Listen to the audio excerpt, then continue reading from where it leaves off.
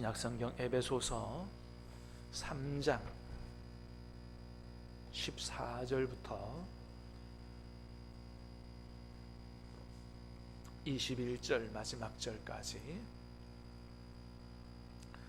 하나님 말씀 받겠습니다. 에베소서 3장 14절부터 21절 마지막 절까지입니다.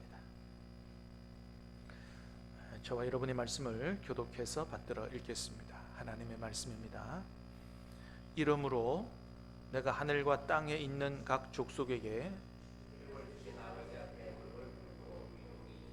그의 영광의 풍성함을 따라 그의 성령으로 말미암아 너희 속 사람을 능력으로 강건하게 하시오며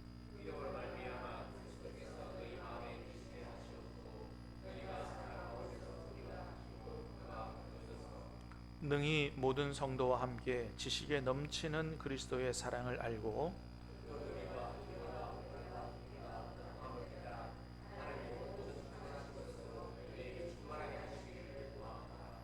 우리 가운데서 역사하시는 능력대로 우리가 구하거나 생각하는 모든 것에 더 넘치도록 능히 하실 이에게 교회 안에서와 그리스도 예수 안에서 영광이 되도록 영원 무궁하기를 원하노라. 아멘, 아멘, 할렐루야. 오늘 본문의 사도 바울의 기도가 우리의 기도가 될 수 있게 되기 바라고, 이 기도가 우리 교회 안에도 그대로 이루어질 수 있게 되기를 주님의 이름으로 축복합니다. 자, 그래서 오늘 밤에는 우리가 교회를 위해서 어떤 기도를 드릴까라는 제목으로 말씀을 듣고 우리 함께 기도하고자 하는데요. 우리가 이제까지 기도하면서 교회를 위해서 여러 가지로 많이 기도했죠. 자, 그런데 어떤 교회를 위해서 어떤 기도를 드리면 정말로 하나님께서 기뻐 응답하시는 그런 기도가 될까? 오늘 우리가 사도 바울의 기도를 통해서 좀 배우자 하는 것이죠. 진정한 교회의 일꾼이었고 복음의 일꾼이었던 사도 바울의 교회를 위한 기도가 오늘 본문인데, 사도 바울은 교회를 위해서 어떻게 기도했을까? 오늘 본문을 통해서 우리가 어떻게 교회를 위해서 기도하면 좋을까를 잘 배우는 복된 시간 될 수 있게 되기를 간절히 바랍니다. 자, 먼저 14절 15절 자 14절 말씀만 읽겠습니다. 시작.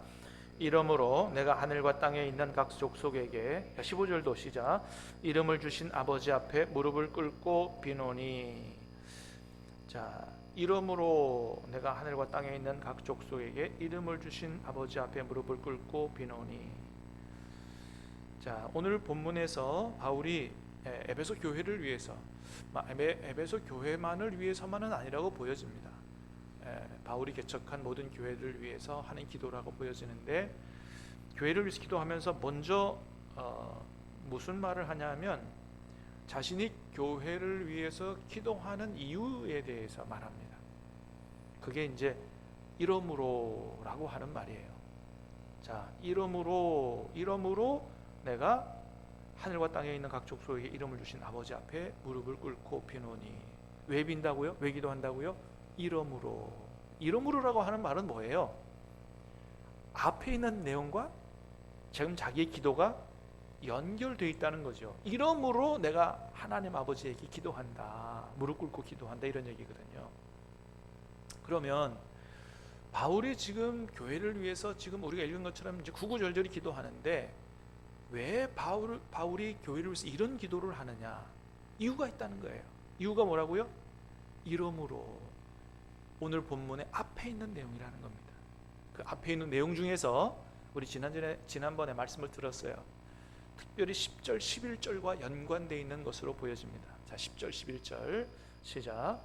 이는 이제 교회로 말미암아 통치자들과 권세들에게 하나님의 각종 지혜를 알게 하려 하심이니 곧 영원부터 우리 주 그리스도 예수 안에서 예정하신 뜻대로 하신 것이라. 아멘. 자, 10절에 보니까 뭐라 그랬어요?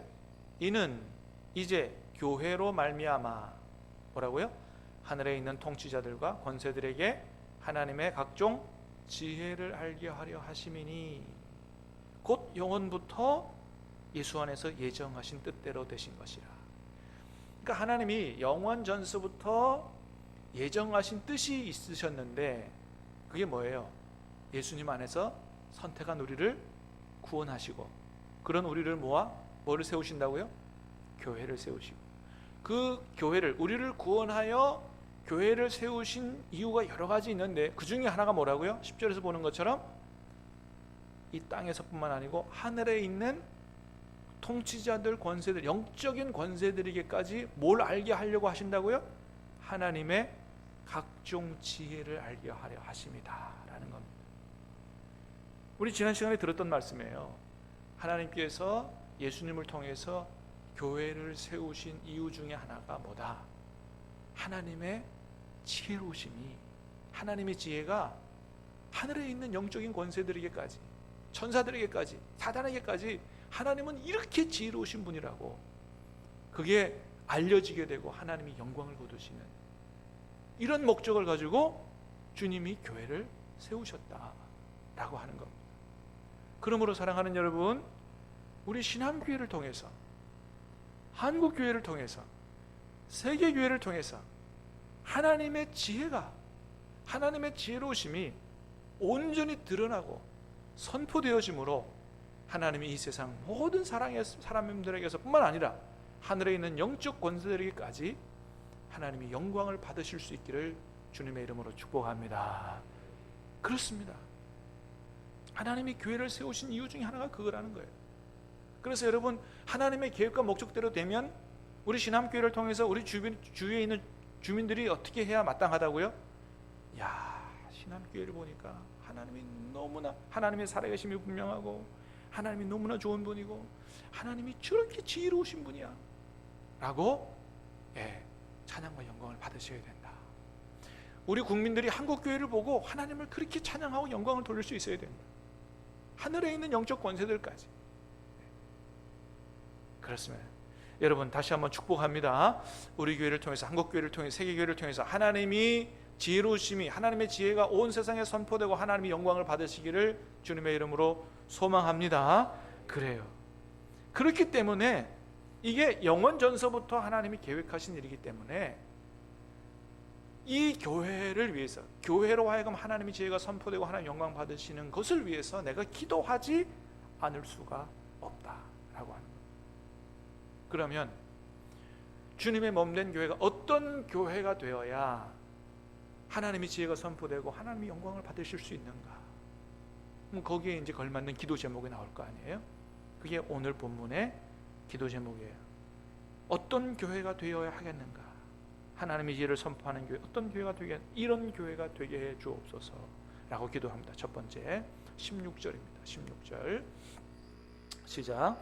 그의 영광의 풍성함을 따라 그의 성령으로 말미암아 너희 속사람을 능력으로 하시오며. 그리고 말미암아 제일 먼저 하는 기도가 뭐냐 하면 그의 영광의 풍성함을 따라 그의 성령으로 말미암아 성도들의 속사람이 능력으로 강건하게 되기를 기도한다는 거예요. 교회 건물이 피카번쩍하게 지어지기를 기도하는 것도 아니고요, 교회 사람 숫자가 많아지기를 기도하는 것도 아니고요. 뭐라고요? 건물의 크기와 사람의 숫자보다 더 중요한 건 뭐라고요? 성도 한 사람 한 사람의 속사람이 성령으로 말미암아 강건하게 되는 것이다. 이게 중요하다라고 하는 겁니다. 여러분, 그렇잖아요. 군사가 적어도 일당백이 돼야 되지, 아무리 숫자가 많아도 오합지졸되면 아무런 소용이 없는 거예요. 사랑하는 여러분, 우리 신함교회 성도님들은 성령 충만으로 일당백 되기를 주님의 이름으로 축복합니다.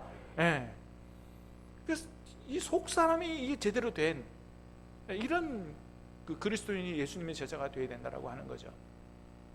그러면 속사람이 뭐냐? 속사람은 사도 바울 서신에만 나오는 단어인데 겉사람의 반대 말이다, 이렇게 볼 수 있어요. 겉사람은 뭐냐? 육신을 가리키는 거고요. 속사람은 그럼 뭐라고요? 마음을 가리키는 거다. 바울이 쓰는 말 중에 속사람 말고 다른 말도 있어요. 새 사람이라는 단어도 있어요. 그리스도 안에서 모든 이제 그리스도 안에 있으면 새로운 피조물이 됐다, 그죠? 새 사람이 됐다라고 할 때 그 새 사람하고는 구분된, 예수님 안에서 새롭게 되고 거듭난 새 사람이 아니라 이 속 사람은 뭐라고요? 육신과 반대되는, 구분되는 마음이다 라고 볼 수 있습니다. 로마서 7장 22절에 보면 속사람이라는 단어를 쓴 문장이 나와요. 내 속사람으로는 하나님의 법을 즐거워하되.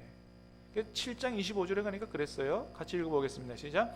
우리 주 예수 그리스도로 말미암아 하나님께 감사하리로다. 그런즉 내 자신이 마음으로는 하나님의 법을, 육신으로는 죄의 법을 섬기노라. 자, 마음으로는 하나님의 법을 섬기고 육신으로는 죄의 법을 섬긴다.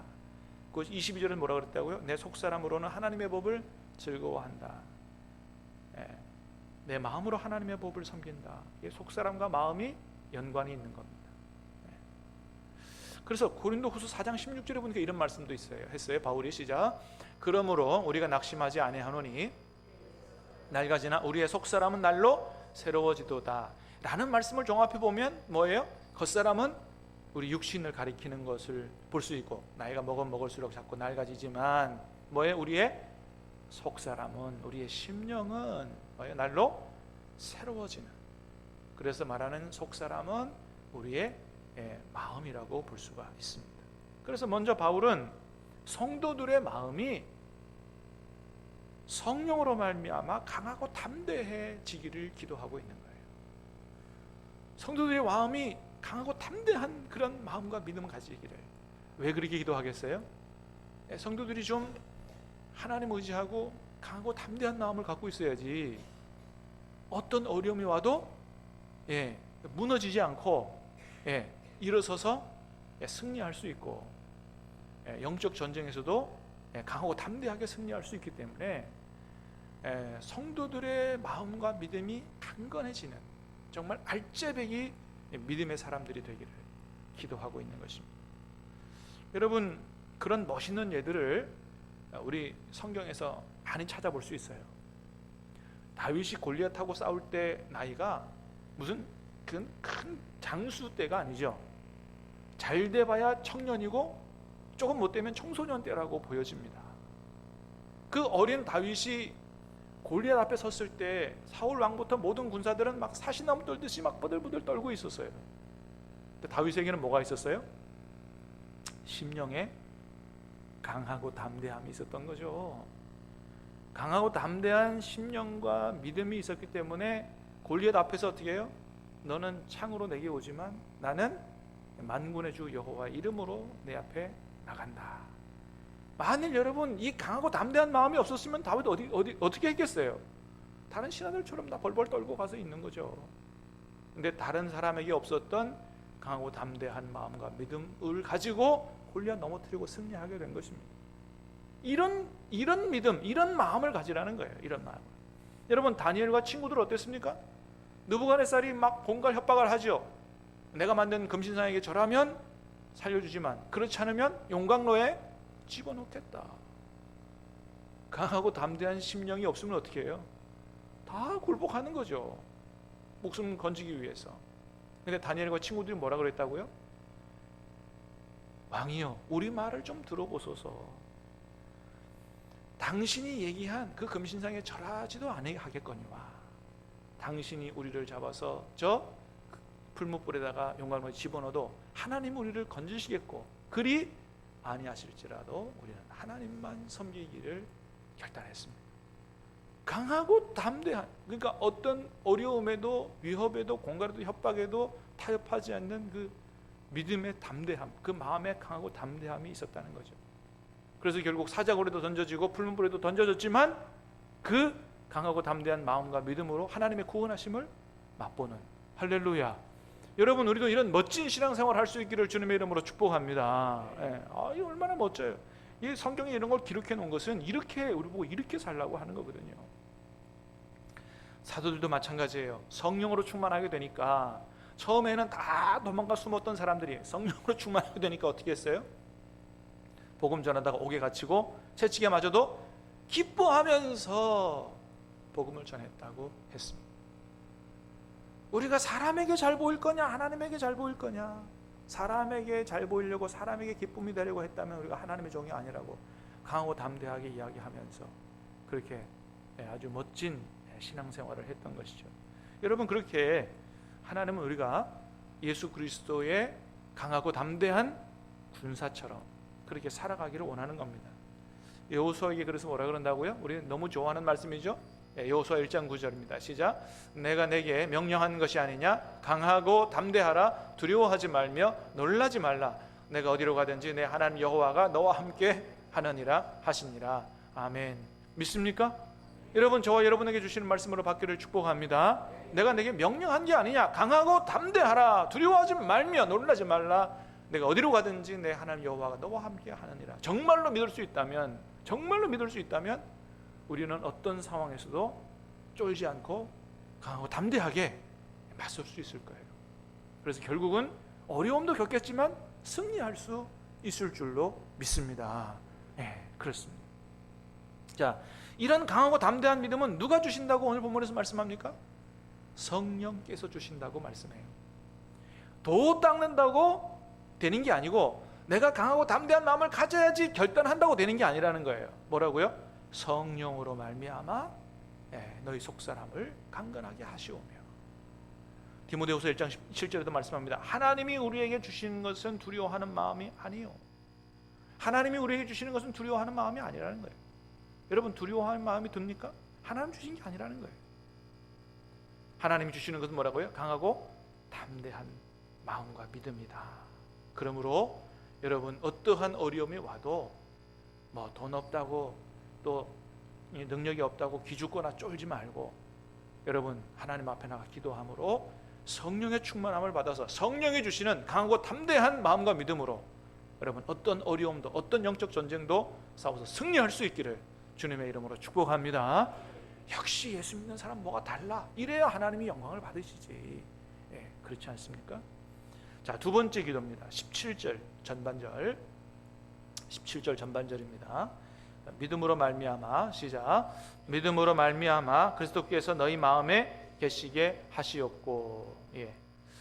믿음으로 말미암아 그리스도께서 너희 마음에 계시게 하시옵고. 두 번째 기도는 에베소 교회 성도들의 마음에 그리스도께서 계시게 해달라고 기도하고 있습니다. 어디에 계시게 해달라고요?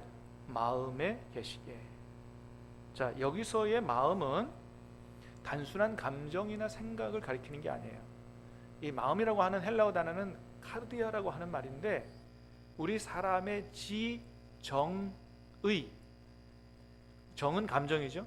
지는 인지, 지식 이런 거죠. 지성, 감성, 의지, 지정의의 중심을 가리키는 말이 마음이라고 하는 단어입니다. 그러니까 여러분, 주님이 우리의 어디에 계시기를 기도하는 거예요? 지성과 감성과 의지의 중심에 계시기를 기도하고 있다는 겁니다. 여러분, 바울이 예수 믿고 구원받은 사람들 안에 주님이 계신다는 것을 모르는 게 아니에요. 근데 뭘 기도한다고요? 어디에 계시기를? 중심에 계시기를.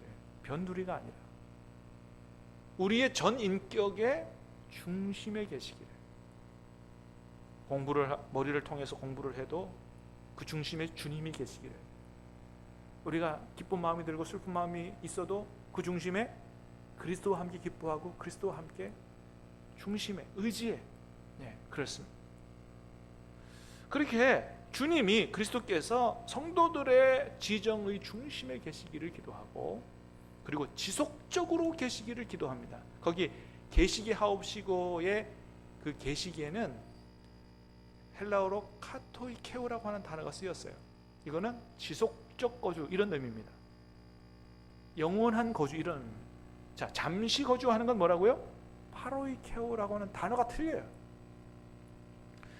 그러니까 뭘 기도하고 있냐면, 주님이 성도들의 마음속에 어떻게 해요? 성도들의 마음 중심에 영원토록 계시기를 기도하는 겁니다.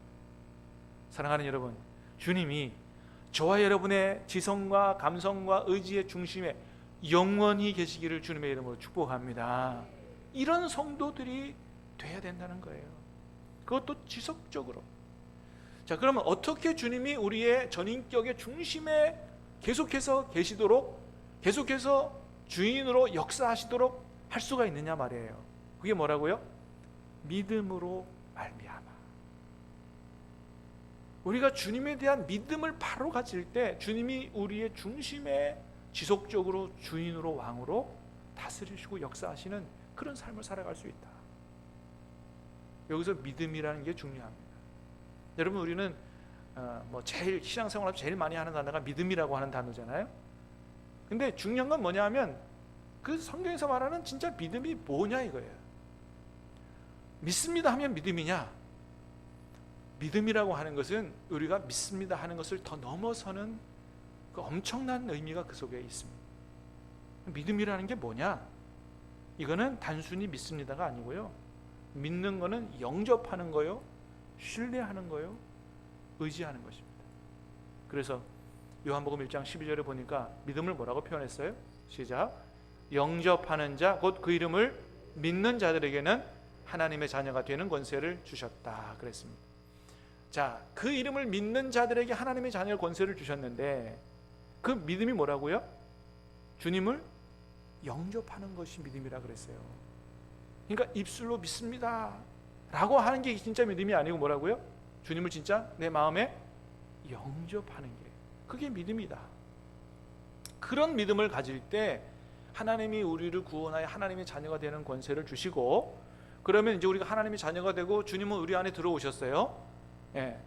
그러면서 어떻게 해요? 주님이 우리 속에서 주님으로 계속해서 지속해 계시면서 우리가 주님과 사귀고 교제하고 주님을 사랑하고 주님을 의지하고, 이런 신뢰하는, 이런 사랑하고 신뢰하고 의지하는 이런 관계 속에서 주님을 믿고 살아가는 게 믿음이라는 것입니다.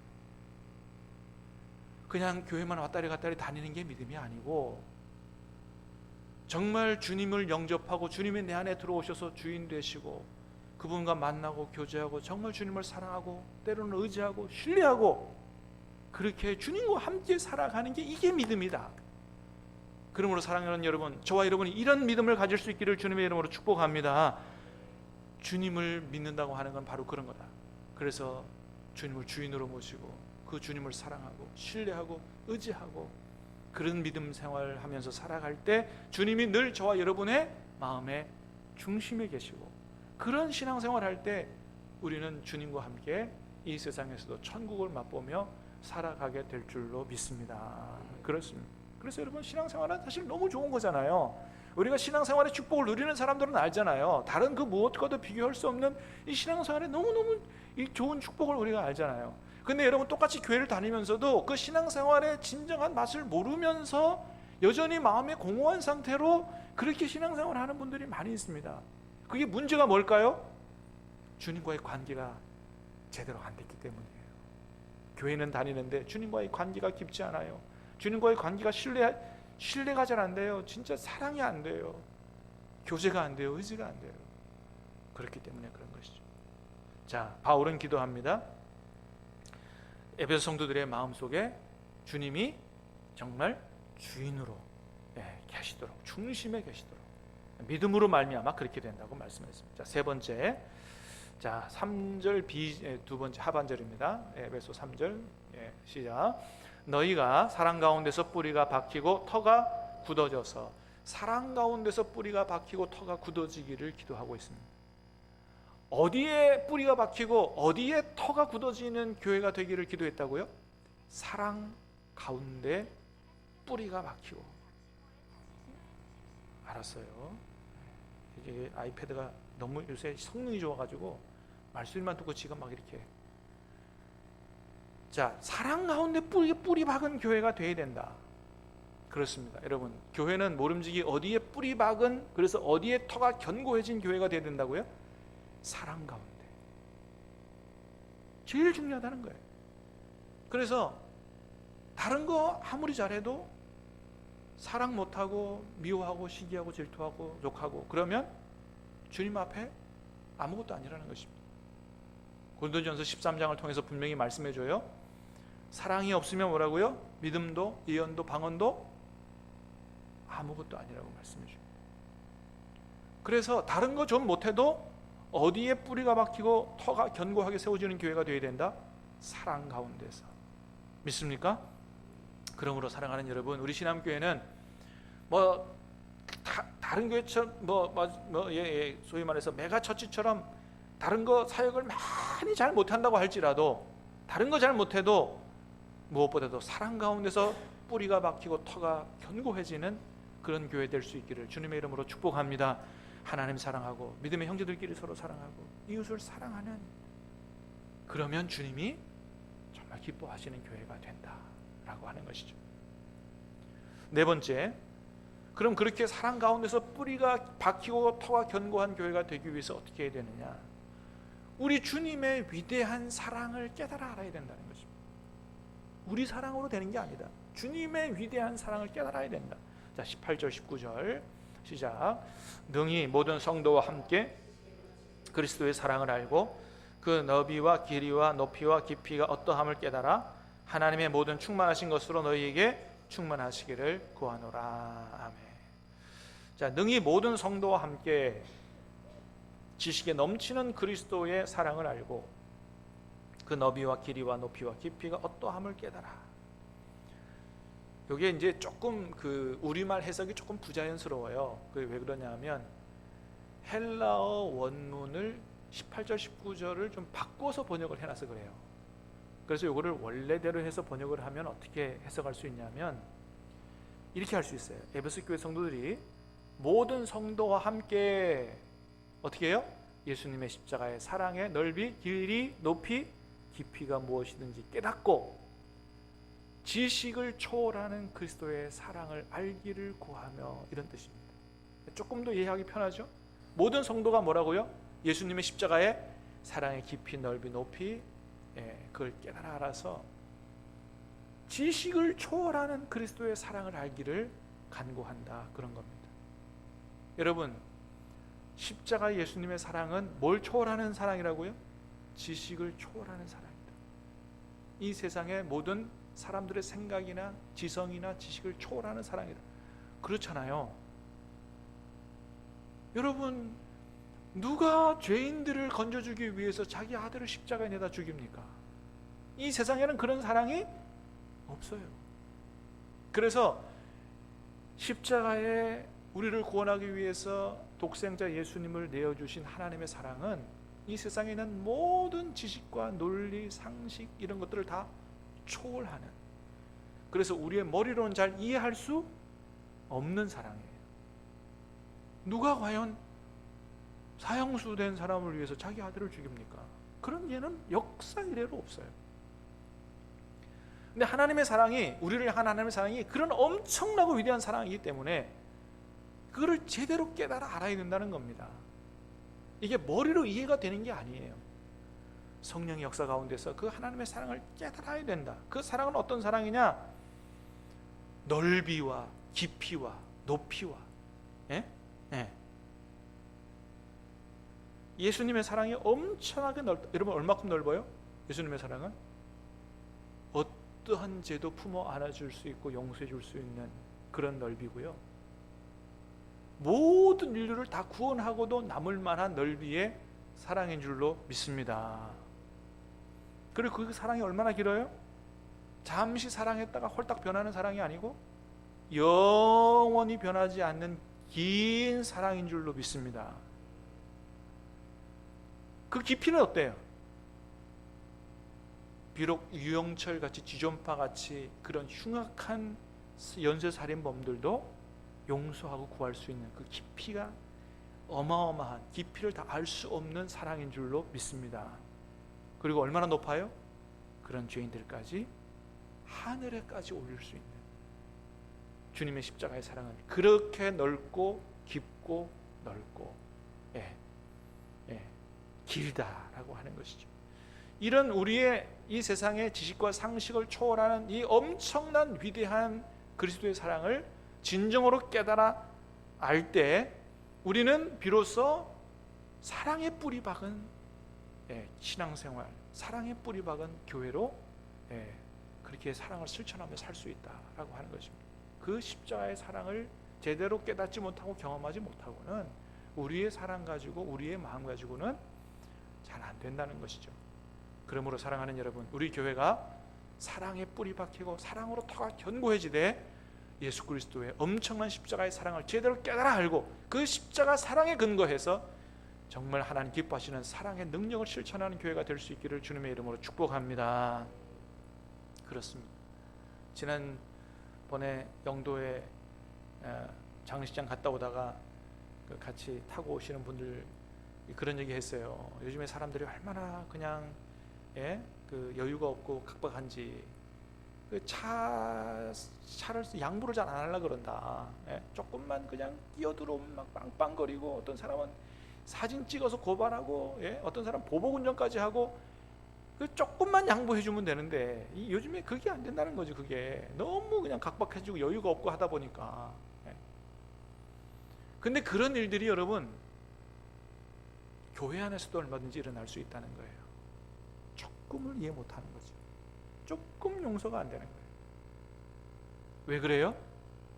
그리스도의 엄청난 사랑을 경험하고 거기에 뿌리 박은 그런 신앙생활을 하지 않으면 우리도 똑같이 이해할 수 없고 용서할 수 없고 그렇게 된다. 그래서 정말 하나님이 원하시는 그런 신앙생활을 할 수 있으려면 어떻게 해요?